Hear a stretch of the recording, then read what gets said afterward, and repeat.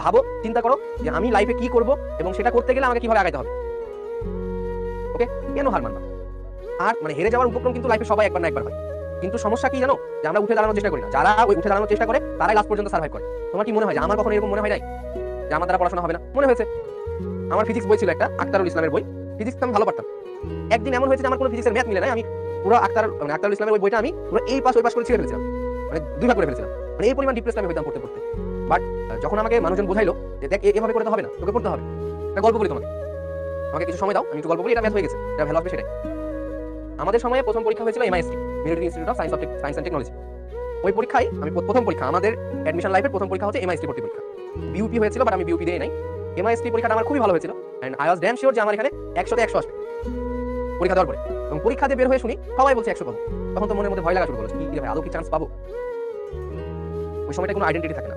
আমি এর আগে রাজশাহী কলেজের স্টুডেন্ট ছিলাম, বাট আমি যখন এসএসসি দিয়ে ফেলেছি, এইচএসসি দিয়ে ফেলেছি, তখন আমার কোনো আইডেন্টিটি নাই। আমি স্টুডেন্ট না, আমি একটা মধ্যবর্তী কোনো একটা জায়গায় আছি। যখন আমাকে কেউ বলতো যে তুমি কি করো, তখন আমাকে বলতো আমি admission candidate, not I student, I am admission candidate. আমার কোনো প্রতিষ্ঠান নাই। এটা কিন্তু খুব ভয়ঙ্কর একটা অবস্থা, ওই সময়টাই ফিল করবা যখন তখন বুঝবা।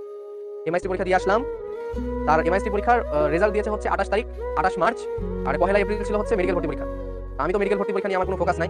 28 তারিখে যেদিন রেজাল্ট দেয় এমআইএসটি, সেদিন আমি এমআইএসটিতে আমি হয়েছিলাম হচ্ছে 376তম, 376। এন্ড আমরা যে কয়েকজন পরীক্ষা দিতে গেছিলাম ফ্রেন্ড সার্কেলের মধ্যে শুধু আমি চান্স পেয়েছিলাম, এবং পরে ওয়েটিং থেকে আরো দুইজন চান্স পেয়েছিল। এখন কষ্টের ব্যাপার কোথায় জানো, এমআইএসটিতে ভর্তি হইতে টাকা লাগে। টাকা লাগে হচ্ছে ইনিশিয়ালি 1.5 লাখ টাকার মতো লাগে।